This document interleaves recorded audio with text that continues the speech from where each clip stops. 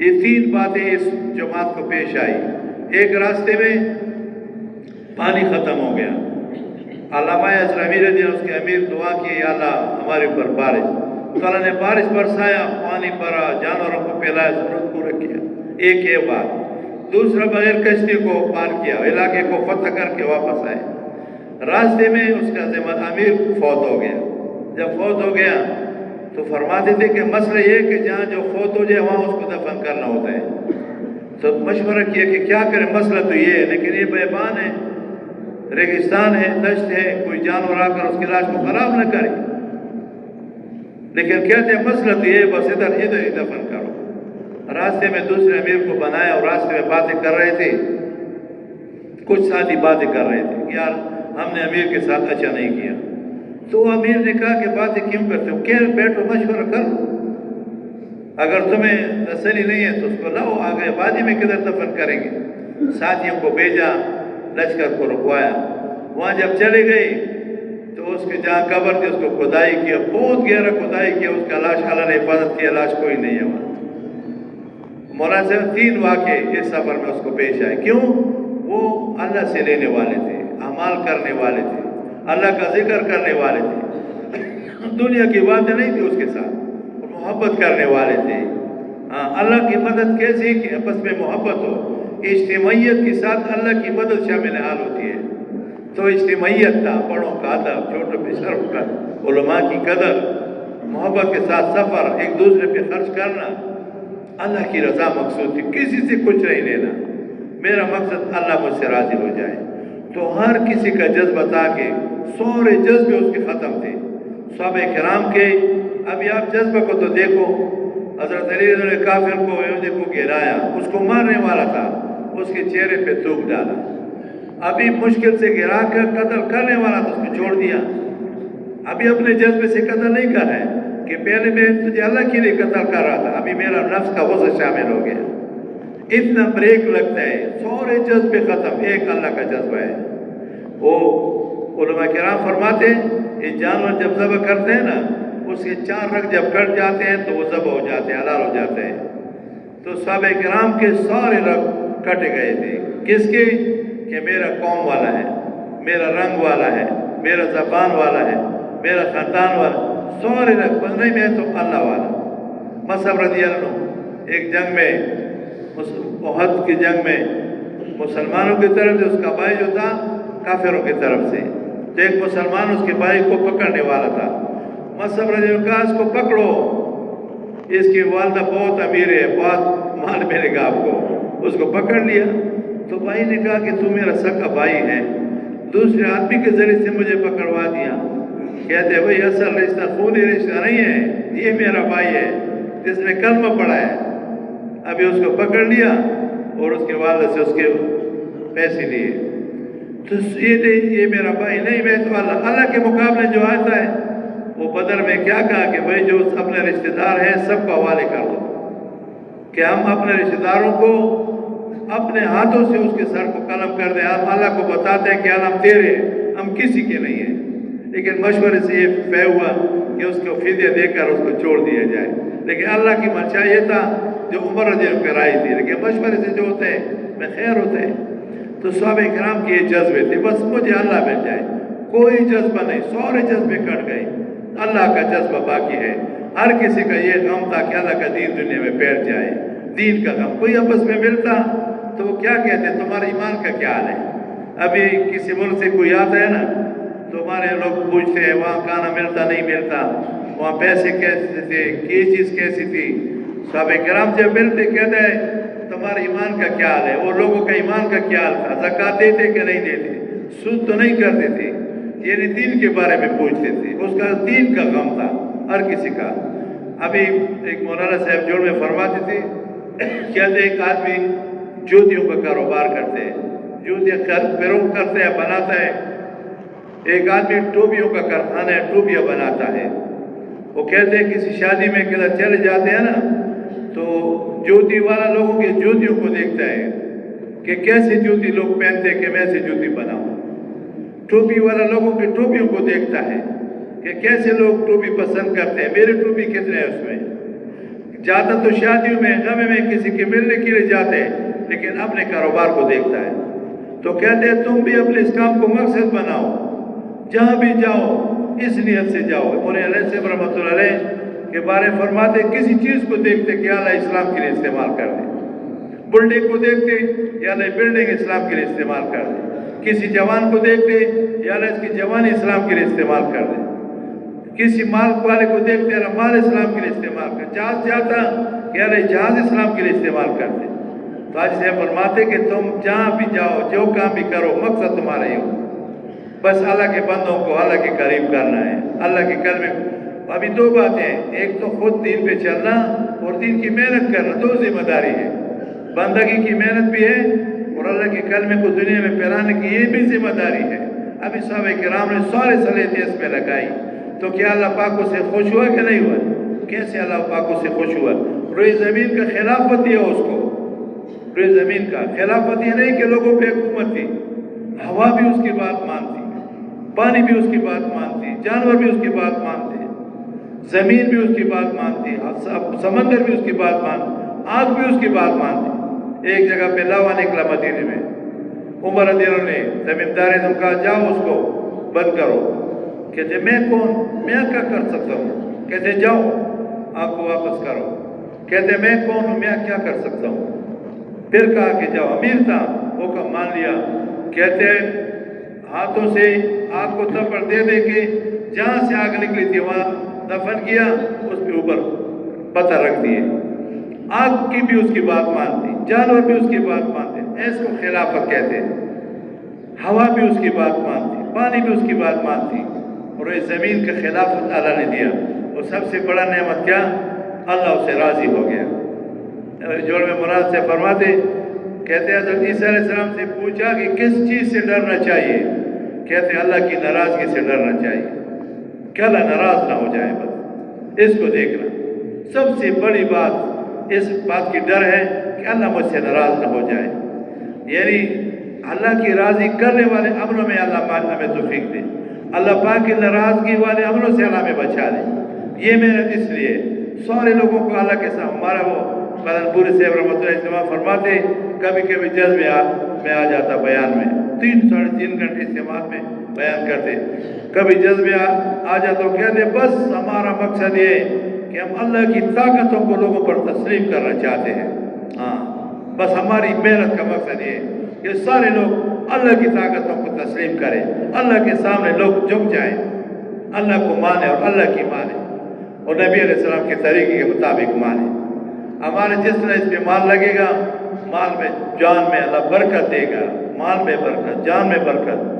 مولانا سے فرماتے کہ اللہ امت کی صلاحیتوں کو اس محنت پہ لگائے, اللہ کی دین پہ لگائے, دل و دماغ, جان, مال. کہتے ہیں آج امت کی صلاحیتیں وقتی اور فانی چیزوں پہ لگ رہی ہے, اس لیے ساری امت پریشانیوں کا شکار ہے. خیر کا زمانہ تو یہ ہے کہ وہ ہر کسی کا, ابھی دیکھو غیر ضروری چیزوں پہ ہمارے صلاحیتیں جو رہنے والی چیزیں اس پہ لگ رہی ہے. صحابہ کرام نے اپنی ضرورتوں کو قربان کیا. ہاں کہتے ہیں انصاف, عدل, احسان, ایثار. کہتے ہیں اپنا حق بھی تو دوسروں کو دے دیا. حق مانگتے نہیں تھے, حق دینے کے میرے اوپر کس کا حق ہے؟ اپنا حق ہے تو کہتے میں نے بخش دیا, آپ کا ہو گیا. ایثار وہ ہمارے معیار ہے. صحابہ کرام ابھی انہوں نے سارے صلاحیتوں کو اس پہ لگایا, اللہ اسے راضی ہو گیا. اللہ جل شان جب راضی ہو گیا تو اللہ نے اس کو جنت کی بشارت دے دی, رضا کا سرٹیفکیٹ دے دیا کہ میں آپ سے راضی ہو گیا. اللہ نے اس کی نسلوں کو چمکایا. ہمارے امام صاحب تیراوند کو کہتے 7 پشتوں تک اللہ پاک چمکائے گا. 7 پشت پہلے اللہ مغفرت فرمائے گا, 7 پشت بعد والے اللہ کو چمکائے گا, اللہ اس کو ہدایت دے گا. تو اس میں نہ دیکھو بعض نہیں کہ ہے کہ دیکھیے اسے نسلیں چمک جاتی ہیں. بعض گناہ ہوتا ہے کہ نسلوں تک سزا ہوتی رہتی ہے. ہاں ہم نے دیکھا ہے, سنا ہے. تو بھئی یہ محنت کریں گے, اللہ پاک امت کو چمکائے گا. جیسے فرماتے جس قوم کو اللہ چمکانا چاہتے ہیں اس میں دین کی محنت والے لوگوں کو پیدا فرماتے ہیں, یا دین کی محنت والے لوگ اس کے پاس بھیج دیتے ہیں. ابھی دیکھو بنی اسرائیل نبیوں کی اولاد تھی, لیکن بگڑ گئے، ایمان عمل خراب ہو گیا تو اللہ نے اس پر فرعون کو مسلط کیا، 70,000 بچوں کو اس کو قتل کیا۔ وہ کیا کیا تکلیفیں اس کو دیکھ کے ظلم کرتے، اللہ نے اس پر رحم کایا، اللہ نے 2 نبیوں کو اس کے پاس بھیجا، محنت کرنے والوں کو بھیجا، موسیٰ علیہ السلام، ہارون علیہ السلام۔ اس نے اس کو ایمان کی دعوت دیا، کہتے تم گھر قبلے کی سمت بناؤ، حکومت ظالم ہے، رب بوٹے نہ کرو، اللہ سے مانگو، نفل پڑھو، صبر کرو، تقوی اختیار کرو۔ تو جب ان پر محنت کی اور پھر ان کو دعوت دیا کہ تم ایک اللہ کو مانو، لا الہ الا اللہ پڑھو، کامیاب ہو جاؤ۔ بنی اسرائیل پر بھی محنت کرتے اور فرعونیوں پر بھی محنت کرتے۔ جب بہت محنت کرتے اللہ اپنے بندوں کو ڈیل دیتا ہے۔ مولانا معتبر سے فرماتے بدماشوں کو اللہ ڈیل دیتا ہے، چھوٹے بدماش کی چھوٹی ڈیل ہوتا ہے۔ اللہ کی نظر میں دیکھتے ہیں، اللہ سب سے باخبر ہے کیا کرتا ہے، کتنا ظلم کرتا ہے، اللہ سے کوئی چیز چھپی ہوئی نہیں ہے، لیکن اللہ ڈیل دیتا ہے کہ ابھی واپس آ جائے، ابھی واپس۔ کہتے ہیں جب چھوٹا بدماش ہوتا ہے تو اس کی چھوٹی ڈیل، بڑا بدماش ہوتا ہے اس کی بڑی ڈیل۔ فرعون بڑا بدماش تھا، کہتا ہے صدیوں تک اللہ نے اس کو ڈیل دیا، پھر ایسے پکڑ ہوئی، سب کے ساتھ اللہ نے دریا میں غرق کر دیا۔ وہ بنی اسرائیل کو اللہ نے ایمان اور تقوی کی برکت سے اللہ نے لے جا دیا، اس کا مقابلہ نہیں کیا فرعون کا مقابلہ، بس اللہ کی طرف متوجہ ہو گئے۔ تو بھئی ابھی یہی محنت ہے، اس لیے شب جمعہ ہے، ایک ایک مسلمان کو اپنے کام پہ تیار کرنا ہے، جس کام کے لیے اللہ نے بھیجا ہے، کلمے کی محنت، نماز کی محنت، دین کی محنت، قرآن کی محنت، علم کی محنت، اخلاق کی محنت، اخلاص کی محنت، یہ دعوت تبلیغ محنت امت کا وظیفہ حیات ہے اور ہماری ضرورت ہے۔ کسی نے نقصان نہیں کیا، سب سے زیادہ جس نے صلاحیت اس پہ لگائی تو سب سے بڑا درجہ اس کا ہے۔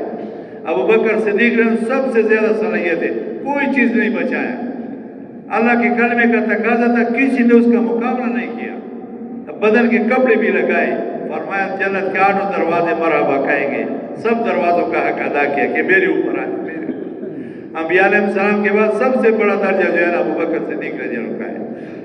کیا کیا؟ سارے صلاحیتوں کو اس پہ لگایا۔ تو امت کو اس کے لیے تیار کرنا، خود بھی نیت کرنا ہے اور سارے مسلمانوں کو اس کے لیے تیار کرنا ہے۔ اس لیے شب جمعہ یہ محنت کی رات ہے، ہاں اس سے عمل وجود میں آ جاتی ہے۔ ابھی دیکھو صحابہ کرام نے مختصر اپنے اعمال کیے اور امت کو کام پہ لگایا، کلمے پہ لگایا، دین پہ لگایا، اعمال لگایا اور اپنی ضرورتوں کو قربان کیا۔ ضرورتوں کو پورا نہیں قربان کیا، یعنی کھانے کی، پینے کی، لباس کی، شادیوں کی، اس پہ کوئی چیز نہیں لگایا۔ ایک عورت کے ایک جوڑے میں علماء کرام 35 عورتوں کے ایک جوڑے میں اشارہ کہ ایک کرتا تھا، 35 عورتیں 70 عورتوں کی شادی ایک جوڑے میں ہوئی، ضرورتوں پہ نہیں لگایا۔ اللہ معاف فرمایا، امت کی پیسے کہاں لگ رہی ہے؟ امت کی مال تو اجتماعی ہے، یہ تو امت پہ لگے گا، پھر اللہ اس میں برکت دے گا، نسلوں کو اللہ چمکائے گا۔ تو انشاءاللہ میں بھی اس کے لیے نیت کرتا ہوں، آپ بھی نیت کرو کہ بھئی یہ شب جمعہ سارے لوگ آئیں گے، اور باتیں ہم نہ کریں۔ ابھی ساری دنیا لوگ ترس رہے ہیں، یقین جانے جماعت جاتی ہے، ایسے مسلمان کمزور مسلمانوں کے جذبے بنتے ہیں، آپ حیران ہو جاتے ہیں۔ ایک ملک میں ہم گئے تو وہ اتنے خوش ہو گئے، اس کے بڑے نے بیان کیا کہ ہمارے بھائی 10,000 میل سے ہمارے پاس آئے، اس کا ہمارے اوپر بہت حق ہے، جو یہ مانگیں گے ہم اس کو دیں گے۔ ہم سے کہا کیا مانگتے ہو؟ ہم نے کہا کل کا ایک دل مانگتے ہیں، تم سارے ادھر آ جاؤ، پیچھے عورتیں آگے مرد پردے میں۔ تو ہم نے جو بڑوں سے سنی باتیں تھی، مقصد کی باتیں سمجھائی، سارے لوگ تیار ہو گئے۔ کہتے ہمارے ایسے جذبے بنے کہ ساری دنیا والے آ جائیں تو ہمیں اسلام سے نہیں ہٹا سکتے۔ ابھی مسلم جماعتیں جاتی ہیں، کمزور کے مسلمانوں کے حوصلے بلند ہوتے ہیں، الحمدللہ مسجدیں بن رہی ہیں، مدرسے بن رہی ہیں، لوگ پردہ کر رہے ہیں۔ ابھی اسلام کی اجنبیت ختم ہو گئی، اسلام سے نکلنا بند ہو گئے، اسلام میں داخلے شروع ہو رہے ہیں۔ کیا بات ہے؟ یہ لوگ قربانی کر رہے ہیں اللہ کے راستے میں۔ الحمدللہ ہمارے کوار سے بھی 40 جماعتیں بار ملکوں کے لیے 500 نقد چلے گئی، 35 جماعتیں انشاءاللہ مئی جون سے نکلے گی، 4-5 جماعتیں اندر سال کے لیے نکل گئی۔ ایک آدمی کے پیچھے بڑی قربانی ہے، یہ قربانی کی وجہ سے اللہ لوگوں کو ہدایت دے رہے ہیں۔ اس کے لیے بھی دعائیں کریں، ہم بھی نیت کریں۔ 50-40 جماعتیں تو بہت کم ہیں، 240 ممالک ہے کہ ہر ملک میں ایک ہماری جماعت ہو۔ اس کے لیے مسجد میں بھی محنت کرے، ادھر بھی محنت کرے، شاید ہمارے آپ کی بات سے اللہ پاک کسی کا دل بدلے، محنت کرے گا، ہمارا اس کے ساتھ ایسا ہوگا۔ تو میں بھی نیت کروں، آپ بھی نیت کرو انشاءاللہ کہ یہ شب جمعہ جو ہے یہ رواج نہیں، محنت کی رات ہے، لوگوں کو جمع کرتے ہیں کام کے لیے، اور کام جو ہے تقاضوں کے لیے لوگوں کو تیار کرنا، اجتماعی بیان میں بھی بٹھانا، پھر جب انفرادی وقت تو اس میں بھی ہم محنت کریں گے انشاءاللہ۔ شاید ہماری آپ کی بات کی وجہ سے اللہ کسی کو ہدایت دے دے، ہمیں بھی اللہ پاک اس کا اجر دے گا۔ تو میرے بھائی دوست اور بزرگوں، کہتے پہلے محنت زندہ ہوگا پھر دین زندہ ہوگا۔ تو محنت جب شروع ہوئی نا تو نبی پاک علیہ السلام کی محنت سے ابھی دیکھو لاکھوں لوگ اسلام میں داخل ہو گئے۔ جب آخری حجۃ الوداع میں جاتے تھے تو 1.25 لاکھ صحابہ کرام اس کے ساتھ تھے۔ ابھی ہماری جماعتیں جاتی ہیں نا تو حاجیوں کو سمجھاتے ہیں کہ دیکھو حاجیوں نے دنیا میں دین کو پھیلایا ہے۔ جب وہ حاجی تھے تو آخری خطبے میں نبی علیہ السلام سے کیا کہا کہ میں نے آپ کو دین پہنچایا؟ اس نے کہا یا رسول اللہ، آپ نے دین کا حق ادا کیا۔ فرمایا جس کا مفہوم ہے کہ جو حاضر ہو، پھر کہا اللہ تو گواہ ہے، اللہ تو گواہ ہے، اللہ تو گواہ ہے، میں نے آپ کا دین ان کو پہنچا دیا۔ جیسے جو حاضر ہو وہ غائبین کو دین پہنچائے گا۔ ابھی صحابہ کرام اس بات کی وجہ سے کہ اللہ کا کلمہ دنیا میں پھیلائے، ساری دنیا میں پھیل گئے اور قبریں بنائی، انسانوں پر محنت کیا۔ کہتے ہیں یہ خیر کا زمانہ تھا، کہتے ہیں یہ میرا زمانہ، اس کے بعد یہ خیر کے زمانے، سچوں کا زمانہ ہے۔ کیا مطلب ہے؟ ایک بہت بڑے عالم نے فرمایا کہ خیر القرون کا کیا مطلب؟ کہتے ہیں مسلمانوں کی سب سے پہلی صلاحیت جانی مال اس پہ لگتا تھا کہ اللہ کا کلمہ دنیا میں بلند ہو جائے، مال بھی لگتا تھا، جان بھی لگتا تھا، اور دوسرا کہ اللہ پاک کا دین لوگ سیکھے، اس پہ لگتا تھا، غریبوں پہ لگتا تھا، مسکینوں پہ لگتا تھا، اس سے بچ کے اپنے آپ پہ لگتا تھا۔ یعنی جو آتا وہ امت پہ خرچ کرتے تھے۔ اپنا روزہ ہے اور روزے کے لیے کچھ بھی نہیں ہے اور لاکھوں خرچ کیے، اپنا روزہ کے یاد بھی نہیں ہے، تو خادم یا خادمہ کہتے کہ اگر افطار کے لیے کچھ لے آتے تو ہم بھی کسی چیز سے کہتے بھی کیا تانا دے تو پہلے یاد کراتے۔ یعنی جو آتا امت پہ خرچ کرتے کہ اللہ کا کلمہ دنیا میں بلند ہو جائے۔ ابھی جب کلمے کی محنت ہوتی تھی تو دیکھو 23 سال میں کیسا معاشرہ بنا۔ مولانا صاحب اجتماع فرماتے کہ قرآن میں عدل، احسان، ایثار کا حکم ہے۔ کہتے ہیں وہ لوگ تھے جو بگڑا ہوا معاشرہ تھا، 23 سال کی محنت سے، نبی علیہ السلام کی محنت سے اس میں انصاف پیدا ہو گیا۔ کہتے ہیں مفہوم 1 لاکھ حدیثوں کا خلاصہ یہ ہے، جو چیز اپنے لیے پسند کرتے ہو وہ دوسروں کے لیے پسند کرو۔ تو صحابہ کرام نے اپنے لیے جو چیز پسند کیا، امت کے لیے وہ پسند کیا۔ سب کلمے کی محنت کرتے تھے، عدل، انصاف، یعنی پھر احسان۔ مولانا سے فرماتے ایک چیز تولنا ہے، برابر تول دیا یہ انصاف ہے، ذرا جھک کے تول دیا یہ احسان ہے۔ کہتے ہیں برابر جو تولنا یہ فرض ہے اور زیادہ تولنا یہ مستحب ہے۔ ابھی فرمایا بلال رضی اللہ عنہ کہ جھک کے تولا کرو، سونا تول رہے تھے، تو وہ احسان یعنی دوسرے پر احسان، درگزر، کسی سے بدلہ نہیں لیتے، ذات کے بارے میں صحابہ کرام بدلہ نہیں لیتے۔ ابھی وہ معاشرہ تھا جو بگڑا ہوا معاشرہ، اس میں کیسے انسان پیدا ہو گئے۔ ابو بکر صدیق رضی اللہ عنہ سب کچھ لگایا، بدن کے کپڑے بھی لگایا، سب دروازوں کا حق ادا کیا، لینا نہیں تھا۔ وہ کہتے ہم نے اجر تو اللہ سے لینا ہے، باہر جاتے کہ تم کلمہ پڑھو، اسلام لے آؤ، سلامتی پاؤ گے۔ اسلام کیا ہے؟ کہتے ہماری طرح ہو جاؤ، بس نمونہ تھے۔ ابھی سورج ہے، سورج میں روشنی ہے، یہ حرکت کرتے ہیں، ایک روشنی کا صفت، دوسرا حرکت کرتا ہے۔ ابھی روشنی کے ساتھ حرکت کرتا ہے تو دنیا میں روشنی پھیلتی ہے۔ صحابہ کرام نے ایمان اعمال کا روشنی لیا، پھر حرکت کیا سب دنیا میں، پھر ایمان اعمال کو پھیلایا، یعنی نمونہ تھے، سیمپل۔ وہ کہتے اسلام لے آؤ، لوگوں کہتے تم ہمارے بھائی ہو، تمہارے عورتیں تمہارے مبارک، تمہارا ملک تمہارا مبارک، ہم نے تم سے کچھ نہیں لینا ہے، ہمیں تمہارا ملک نہیں چاہیے، تمہارا مال نہیں چاہیے، تمہارے عورتیں نہیں چاہیے، بس تم ہمارے بھائی ہو، اسلام لے آؤ۔ وہ کہتے اسلام کیا ہے؟ بس ہماری طرح ہو جاؤ، نمونہ، بس آسان بات، ہماری طرح ہو جاؤ۔ بس ایسے نمونہ تھے، اس کی ایمان، اس کے دلوں میں پہاڑوں کی طرح ایمان، ہر قدم نبی علیہ السلام کا اتباع کرنے والے. اس عمر رضی اللہ عنہ نے کہا نا، ہر چیز میں یہ دیکھنا کہ حضور پاک علیہ السلام کا طریقہ ہے، ہر چیز میں اس کو دیکھنا. کہتے ہیں تم بہت بڑے کام کے لیے جا رہے ہو، تمہارا چھٹکارا حق کے اتباع سے ہو سکتا ہے. ہر چیز کو دیکھنا، اللہ کا حکم کیا ہے، نبی علیہ السلام کا طریقہ کیا ہے. ابھی صحابہ کرام پھیل گئے، نقل و حرکت میں تھے. ایک بزرگ فرماتے تھے کہ صحابہ کرام میں ایک صفت تھی، سردی میں یعنی حرکت کرتے تھے، کبھی ایک جگہ جاتے کبھی دوسری جگہ جاتے، تجارت کے لیے بھی حرکت کرتے، تو دین بھی ساتھ لیا، دین کو بھی ساری دنیا میں پھیلا دیا. حرکت والی قوم.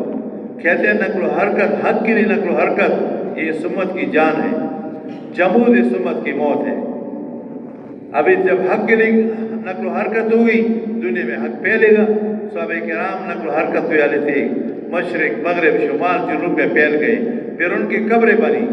ابھی آپ جاؤ افغانستان میں ایک جگہ 72 قبریں صحابہ کرام.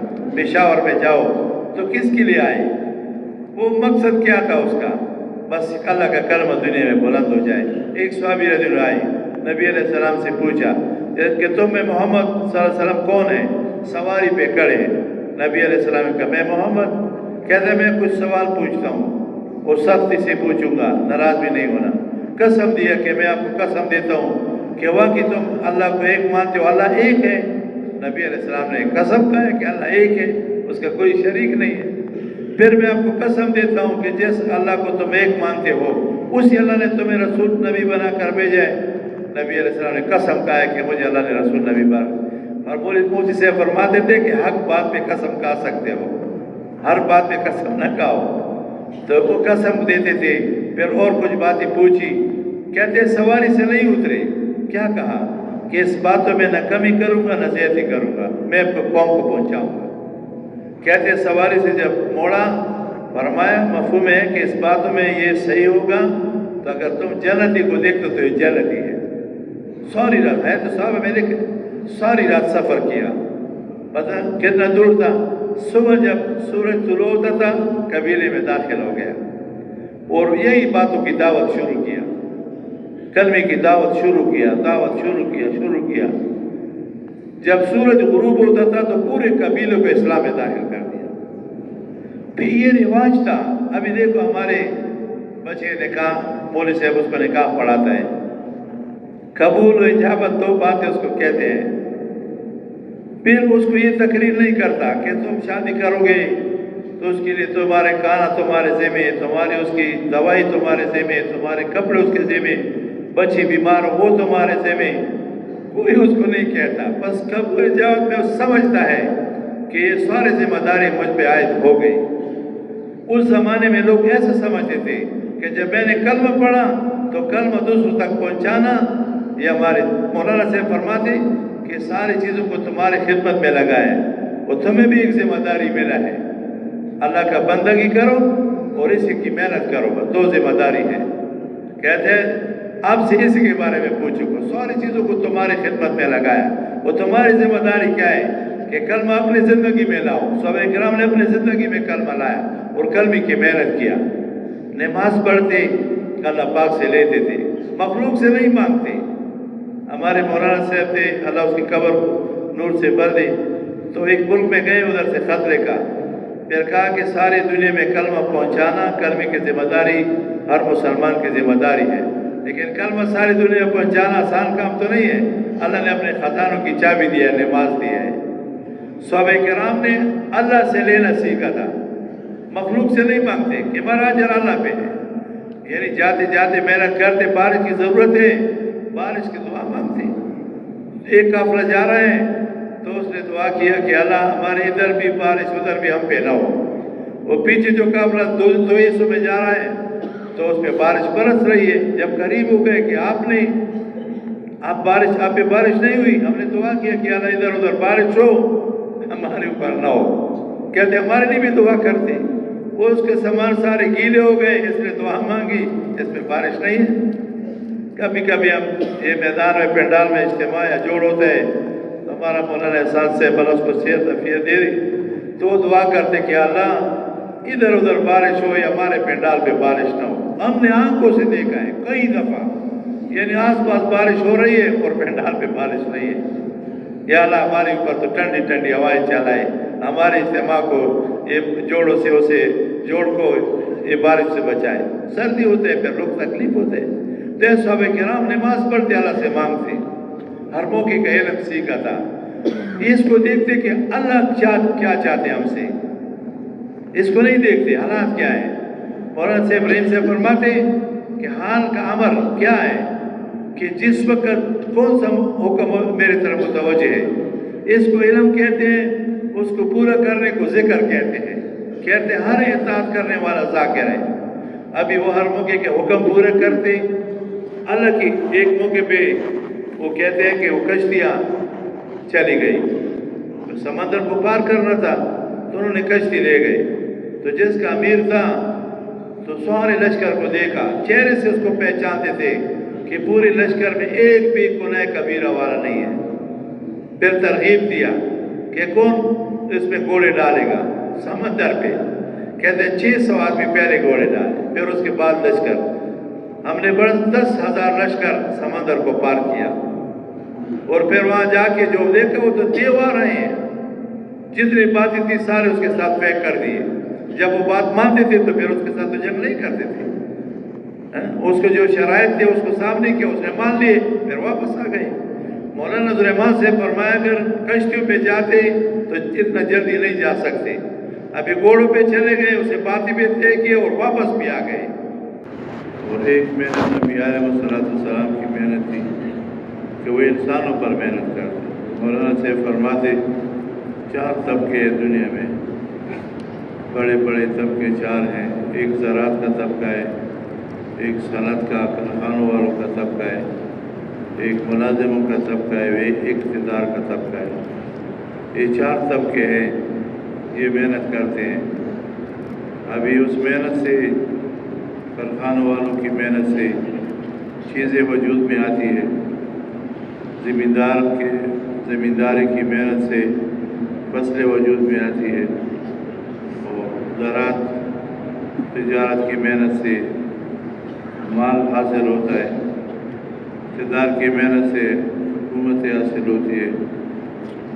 تو ایک محنت ہے انبیاء علیہ السلام کی محنت کہ اس محنت سے انسان بنتے ہیں.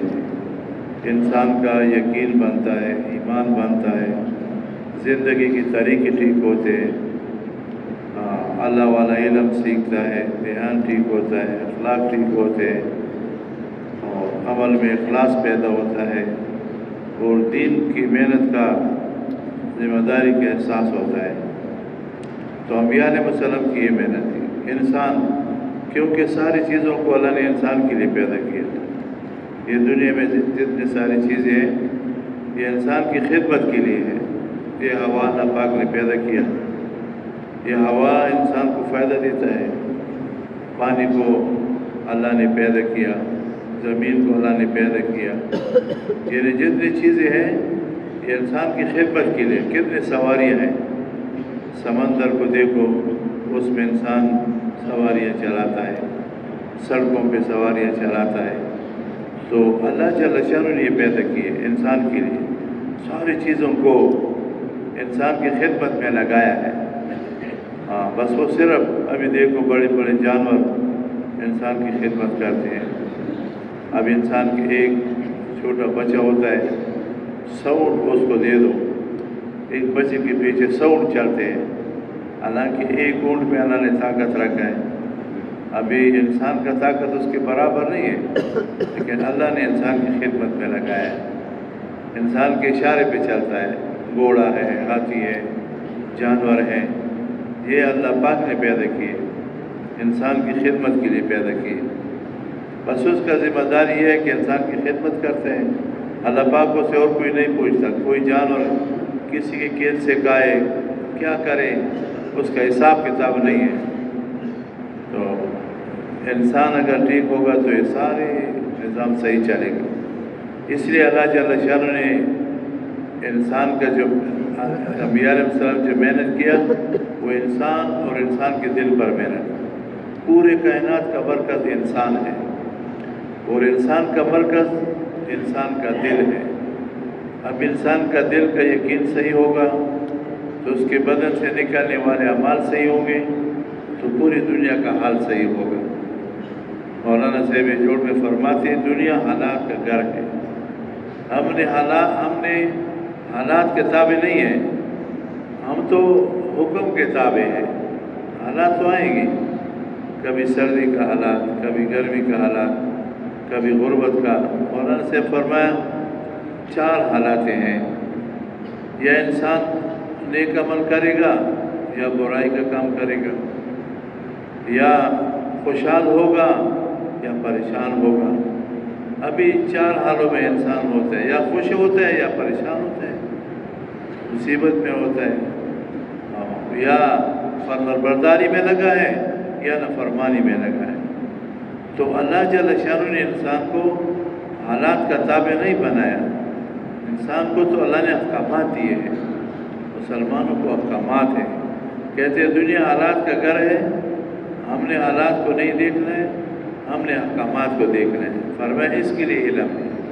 ہم یہ کہ کون کس وقت میں کون سا حکم میرے طرف متوجہ ہے, وہ حکم پورا کرے گا تو اللہ جل شانہ حالات کو ٹھیک کرے گا. حالات خود نہیں آتے. اب یہ ہم جوڑ میں تھے تو گرمی تھی, مچھر تھے, کیونکہ گرمی کا موسم ہے. جوڑتا ہمیشہ مارچ میں, فروری میں اخیر میں ہوتا تھا, مارچ میں. ابھی مشورے سے اپریل میں لوگ سارے پریشان, اتنی گرمی. تو بزرگوں نے کہا تم اعمال کرو, یہ گرمی خود تو نہیں آئی. پھر اللہ جل شانہ نے موسم کو بدل دیا, ٹھنڈی ٹھنڈی ہوائیں چلائی, ہلکی ہلکی بارش ہو گئی. ابھی 3 دن 4 دن ایسے سہولت سے گزرے. تو حضرات جو ہیں وہ حالات سے نہیں گھبراتے, ہاں اللہ جل شانہ کو دیکھتے ہیں. تو حالات تو اللہ پاک بھیجتا ہے. تو انبیاء علیہ السلام کی محنت تھی کہ انسان کا دل صحیح ہو جائے, بس انسان ٹھیک ہو جائے, انسان کے بدن سے نکلنے والے اعمال ٹھیک ہو جائیں, حالات تو اللہ پاک ٹھیک کرے گا. ابھی چیزوں کی محنت ہو رہی ہے تو چیزیں بڑھ رہی ہیں. پہلے زمانے میں اتنی چیزیں نہیں تھیں. ایک ملک میں ہمارے حضرات گئے تو مسلمانوں کا ملک تھا, اس سے پوچھا کہ آپ کے ملک میں پہلے یہ محلات, یہ مکانیں پکی پہلے تھی, پہلے بنگلے تھے یا ابھی ہو گئے؟ کہتے نہیں ابھی ہو گئے. کہتے آپ کے علاقے میں 50 سال پہلے اتنی گاڑی تھی یا ابھی زیادہ ہو گئے؟ کہتے ابھی گاڑی زیادہ ہو گئی. ساری چیزوں کو گنوایا کہ ساری چیزیں, سڑکیں بھی ابھی اچھی ہو گئی, گاڑی بھی زیادہ ہو گئی, مکانات بھی اچھے ہو گئے, کپڑے بھی زیادہ اچھے ہو گئے, خوراک بھی زیادہ اچھا مل رہا ہے, ساری چیزیں اچھی ہو گئی. تو ہمارے حضرات نے اجتماع میں ان سے پوچھا کہ لوگ پہلے اچھے حالات میں تھے ابھی اچھے حالات میں ہیں؟ کہتے ہیں لوگ پہلے اچھے تھے, چیزیں تو ابھی زیادہ ہو گئی, ہاں سہولت کے نقشے تو ابھی زیادہ ہو گئے, لیکن پہلے لوگ خوش تھے, ابھی لوگ خوش نہیں ہیں. کیونکہ ہمارے ایک عالم نے فرمایا ایک جگہ ہم بیٹھے تھے, کوئی دنیا والوں کا کوئی ایسا جمع ہونا تھا, ایک آدمی آیا تو اس کے ساتھ کروڑوں کی گاڑی تھی. جب آتی ہی کہا کہ حالات خراب ہے, پہلے زمانے کا. دوسرا آدمی آیا, کہتے ہیں لاکھوں کی گھڑی ہاتھ پہ باندھی ہوئی اور لاکھوں کی گاڑی میں آیا. جب گاڑی سے اترا تو اس نے کہا کہ حالات خراب ہیں. تیسرا جب آیا اس نے بھی یہی کہا. تو کسی نے اس کو کہا کہ بھائی یہ چیزوں سے تو حالات ٹھیک نہیں ہوتے, حالات تو ایمان عمل ٹھیک ہوں گے تو حالات ٹھیک ہوں گے. یہ محنت جو انبیاء علیہ السلام کی محنت ہے, ایمان عمل ٹھیک ہونے کی محنت ہے. اب یہ سمجھ میں نہیں آتا, چیزوں کی محنت سمجھ میں آتا ہے. ہم دیکھتے ہیں کتنے پہلے اتنے کپڑے نہیں تھے, کپڑوں کی محنت ہو رہی ہے تو کپڑے ہیں, چیزوں کی محنت ہو رہی, کتنی ساری چیزیں. ہم جب چھوٹے تھے تو ہمارے پورے گاؤں میں ایک گاڑی بھی نہیں تھی. ابھی اور کسی کے ساتھ گاڑی ہے, سہولت کے کہتے ہیں راحت اور چیز ہے، سامان راحت اور چیز ہے۔ ہم نے راحت کا سامان جمع کیا لیکن راحت والا ڈالے گا۔ اب یہ آدمی اچھے اچھے کھانے بناتا ہے، اللہ پاک انسان کے منہ سے ذائقہ نکال دیتا ہے، تو کانوں میں تو ذائقہ نہیں ملے گا اس کو۔ کہتے ہیں کانوں میں مزہ نہیں ہے، مزہ تو اللہ نکالتا ہے، اللہ ڈالتا ہے۔ تو انبیاء علیہ السلام کی محنت تھی، لا الہ الا اللہ، اللہ سے تعلق بناؤ۔ مولانا سے فرماتا اللہ کے ساتھ تعلق کیا ہے، کیسے تعلق بنائیں کہ اس کی بندگی کریں۔ اللہ پاک کے ساتھ کوئی رشتہ، کسی کا کوئی رشتہ تو نہیں ہے، اللہ کے ساتھ تعلق بندگی کا تعلق ہے، ہم اس کے مان کے چلیں گے بس۔ اب یہ محنت ہمارے نبی پاک علیہ السلام نے کیا، بگڑا ہوا معاشرہ اللہ کو نہیں جانتے، یعنی کیسی عظیم محنت ہے ہمارے نبی پاک صلی اللہ علیہ وسلم کی محنت، کیسی عظیم محنت ہے، انسان سوچ تو کرے۔ ابھی عیسیٰ علیہ السلام کے بعد علماء کرام فرماتے ہیں 650 سال کوئی نبی نہیں آیا، 650 سال۔ ابھی 650 سال جس زمین پر محنت نہ ہو تو زمین کا کیا حال ہو جائے گا؟ انسانوں کے زمین بنجر بن گیا تھا، انسانوں سے جانوروں سے بدتر ہو گئے تھے۔ جانور بھی اپنے بچوں کو نہیں قتل کرتے، جانور اپنے بچوں سے شفقت کرتے، وہ ایسے انسان تھے کہ اپنے بچوں کو قتل کرتے، اپنے بچوں کو زندہ درگور کرتے، اپنے بچیوں کو۔ ایسے معاشرہ خراب، علماء کرام فرماتے ہیں ایسے خراب معاشرہ کسی زمانے میں بھی نہیں تھا، نہ ایسے بد زمانہ اللہ پاک پہ بعد میں لے آئے۔ ایک عالم فرماتے دیکھو ابھی وہ لوگ کہتے ہیں حالات ٹھیک نہیں ہے، لوگ خراب ہے، یہ کہتے ہیں ایسے تو نہیں ہے کہ اپنے بچوں کو جو زندہ درگور کرتے ہیں، ایسا تو نہیں ہے۔ اس زمانے میں تو اپنے بچیوں کو قتل کرتے تھے، یعنی کہتے ہیں انسانوں کے کوپڑے میں شراب پینے کو فخر کرتے تھے، کیوں کیا خرابیاں تھی۔ اور پورے دنیا سب سے بڑا مرکز توحید کا بیت اللہ شریف۔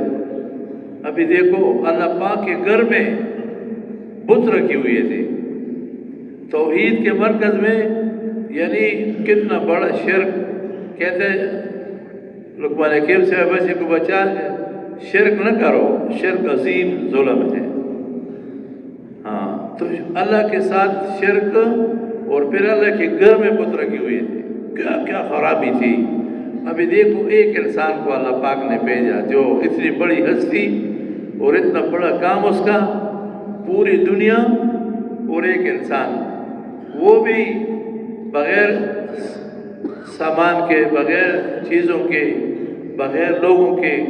ابھی دنیا میں آیا نبی علیہ السلام، آنے سے پہلے اس کا والد فوت ہو چکا ہے، والد کو نہیں دیکھا۔ 6 سال بعد والدہ بھی چلے گئے، دادا بھی چلا گیا، چچا سہارا والا تھا وہ بھی چلا گیا۔ تو یتیم اور مسکین، ابھی ایک یتیم اور مسکین کی محنت میں دیکھو کتنا عظیم محنت ہے۔ ساری دنیا کے انسان اور ایک انسان اس کے مقابلے میں، ایک انسان، وہ بھی بغیر سر و سامان کے، کوئی سہارا دینے والا نہیں۔ چچوں کو کہا کہ میرا ذمہ داری لے لو کہ میں اللہ کا پیغام پہنچاؤں۔ نے کہا آپ تو سمندر ہیں، ہم کیسے آپ کا وہ برداشت کر سکتے ہیں؟ یعنی نبی علیہ السلام جاتے، کوئی میرا مدد کرو کہ میں اللہ کا پیغام پہنچاؤں۔ میں نام ہے ایک ایک خیمے میں جاتے، ہر طرف سے جواب اور سخت کلامی اور پتھر اور کیا کیا ہوتے تھے۔ نبی علیہ السلام پھر 10 سال میں نامے گشت، ایک ایک خیمے میں جاتے، امید پیدا ہوتی یہ بات سنیں گے۔ اللہ جل شانہ نے اس محنت، ایسا قبول محنت ہے کہ ایک دن، یعنی سردی کا موسم، رات کے وقت، یعنی مدینے کے لوگ آئے حج کے لیے، تو سب آتے تھے، رات کو اس کے ساتھ بات ہوئی، نبی علیہ السلام نے اس کو دعوت دیا، اللہ کی عظمت، اللہ کی بڑائی، اور پھر اس کو فضائل سنائی۔ نے کہا کہ ہم آپ کی مدد کریں گے، آپ کو اپنے علاقے میں لے جائیں گے تو ہمیں کیا ملے گا؟ فرمایا اس کو آپ کو جنت ملے گا۔ تو وہ تیار ہو گئے۔ عباس رضی اللہ عنہ اس کے چچا تھے، رات کا ٹائم تھا، کہتے ہیں کہ محمد صلی اللہ علیہ وسلم آپ کے ساتھ کون ہے؟ یہ مدینے والے لوگ ہیں، سردار قسم کے لوگ تھے کہ یہ مجھے لے جاتے ہیں۔ تو اس کو کہا کہ تم ایسے شخص کو لے جاتے ہو کہ سارے عرب ایک کمان سے تم پہ تیر برسائیں گے، اگر اس کی حفاظت کر سکتے ہو تو لے جاؤ، اگر نہیں کر سکتے تو میں آپ کے ان سے پوچھوں گا۔ پھر ایسا ہستی ہے، اس کا لے جانا معمول کام نہیں ہے۔ پھر انہوں نے کہا کہ نبی علیہ السلام کا آپ ناراض نہیں ہوتے تو ہم اس کو جواب دے دیں۔ تو نبی علیہ السلام نے کہا دے دو۔ اس نے کہا کہ ہم نے اس کو ہم نے ایمان لایا، ہم نے اس کو اپنا سردار مانا، ہم نے ابھی تک کسی کو اپنا سردار نہیں مانا ہے، اور ہم نے ارادہ کیا اس کو اپنے علاقے میں لے جاتے ہیں، اس کی ایسی حفاظت کریں گے، اپنے بچوں سے اپنے بیویوں سے زیادہ حفاظت کریں گے۔ ہمارے لاشوں پہ تو اس کے پاس کوئی آ سکتا ہے، لیکن ہم زندہ ہوں گے تو اس کے پاس قریب نہیں آ سکتا۔ یہ ایسی بات نہیں کہی کہ ایسے بس زبان سے بات کہی۔ پھر جب احد میں 65-66 انصار جب شہید ہوئے تھے، پھر کہا کہ اگر عباس رضی ابھی ہوتے تو ہم اس کو بتا دیں کہ ہم نے کیسے اپنے نبی کی حفاظت کی ہے۔ وہ انصار تھے، ایک جگہ پہ نبی علیہ السلام میں پہاڑ پہ چڑھتے پناہ کے لیے تھوڑی سی جگہ تھی، 9 انصار نے اپنے آپ کو شہید کیا، نبی علیہ السلام کو بچایا۔ تو وہاں سے اللہ پاک نے دین پھیلایا، انہوں نے نصرت کیا۔ قرآن سے فرماتے کہ ایک ہجرت ہے، ایک نصرت ہے، مسلمان یا ہجرت میں ہوگا یا نصرت میں ہوگا۔ تو انہوں نے ہجرت کیا، مکے والوں نے، مدینے والے نے نصرت کیا۔ نصرت کہتے ہیں امت کو پانی پلانا ہے۔ تو ایسی محنت جب شروع کیا، وہاں سے اللہ پاک نے دین کا محنت شروع کیا۔ جو کلمہ پڑھتا وہ کلمے کی محنت کرتا، جو کلمہ پڑھتا کلمے کی محنت کرتا۔ مصعب رضی اللہ عنہ کو بھیجا مدینے میں، جب وہ چلے گئے پھر اگلے سال جب آئے تو وہ محنت کرتے تھے، وہ 6 تھے۔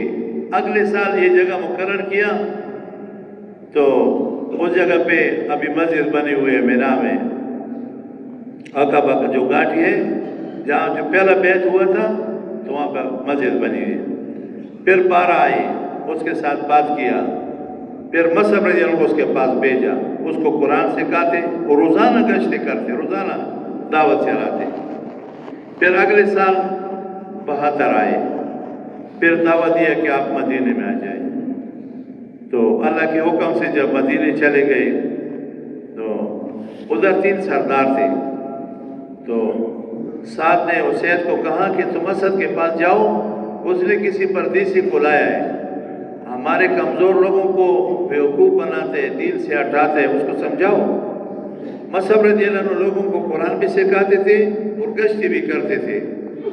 مولانا سے فرماتے باغزہ وہاں جمع ہوتے، ایک ایک گھر پہ روزانہ دعوت چلاتے تھے۔ جب نبی علیہ السلام وہاں جاتے تھے تو ہر گھر میں اللہ پاک نے کم از کم 1-2 کو مسلمان کیا تھا۔ یعنی مصعب رضی اللہ عنہ گئے وہاں دعوت چلاتے اور نئے لوگوں کو قرآن سکھاتے جو مسلمان ہوتا۔ تو جب وہ چلے گئے تو سعد نے اسید کو کہا تم اسد کے پاس جاؤ، اس کو سمجھاؤ۔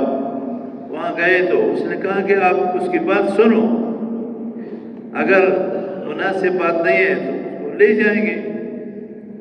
تو اس نے جب دعوت دیا، مصعب رضی اللہ قرآن سنایا، دعوت دیا تو وہ مسلمان ہو گیا۔ پھر سعد رضی اللہ کو لے آیا تو وہ بھی مسلمان ہو گیا۔